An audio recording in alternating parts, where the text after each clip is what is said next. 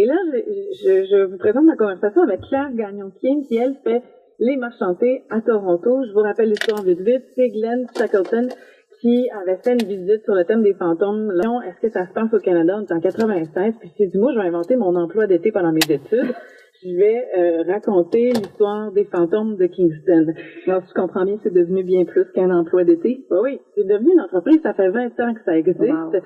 On a étendu les activités à Ottawa, je pense, après une dizaine d'années. Et maintenant, ça fait 6 ans que ça existe à Toronto. Et je vous le disais tantôt, les gens ont plus de plaisir à visiter, disons, des endroits épeurants le soir, en groupe, que de le faire seul. Alors, on vous propose de le faire avec un guide qui a une... Comment conjuguer le verbe qui suit « il semble que ». La locution « il semble que » peut être suivie d'un verbe à l'indicatif, au conditionnel ou au subjonctif, selon le degré de certitude qu'on veut exprimer. Si on dit « il semble qu'il y aura une augmentation des prix du pétrole », on veut dire qu'il y aura presque assurément une augmentation des prix du pétrole. En revanche, lorsqu'on dit « il semble que les tensions sociales seraient moindres si le contexte économique changeait », on veut dire que les tensions sociales seraient probablement moindres si le contexte économique changeait. Enfin, lorsqu'on le dit, il semble que cette entreprise soit en difficulté, on veut dire qu'à première vue, cette entreprise semble être en difficulté, mais rien n'est certain.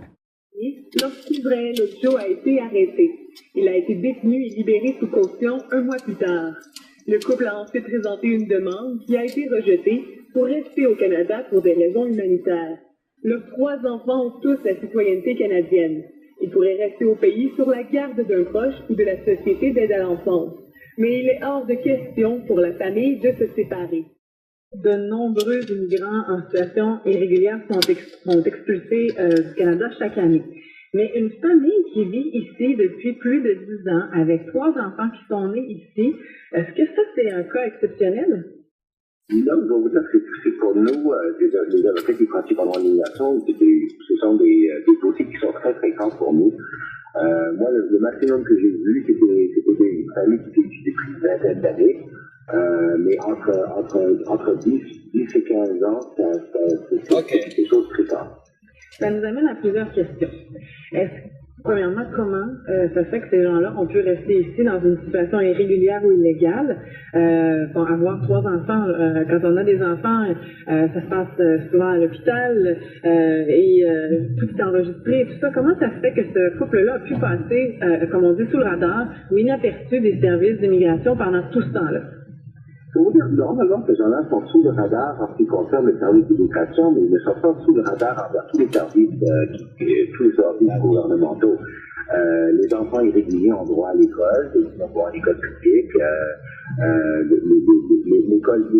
l'école publique catholique sont normalement très ouverts envers leur situation, ici dans des urgences.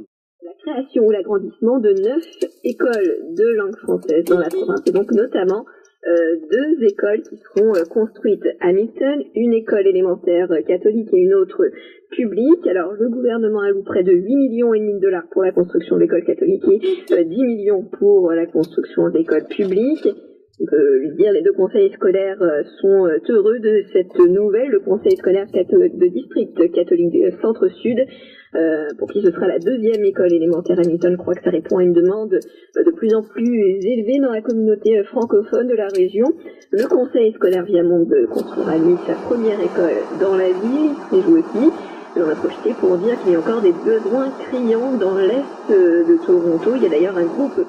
Chanson de Richard Séguin qui évoquait son admiration et son humilité devant le courage de ces centaines de milliers de réfugiés qui fuient les guerres et les misères de la Syrie ou de l'Afrique ou de l'Amérique du Sud.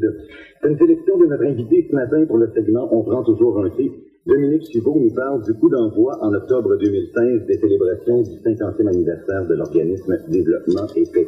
Il y en a tout plein, Dominique, des organisations qui font du développement humanitaire, qui travaillent pour la justice sociale. Pourquoi vous, personnellement, quand vous avez choisi de vous engager, vous avez choisi le développement et paix? Oui, il y en a beaucoup. Il y a beaucoup d'organisations qu'on appelle donc laïques. Et finalement, quand on s'arrête un peu sur les mandats et la mission de ces organismes-là, ils s'écartent finalement assez peu de l'organisme développement et paix. Ouais. Finalement, c'est intéressant de souligner ça en passant. La laïcité a comme véritablement mission de donner les moyens à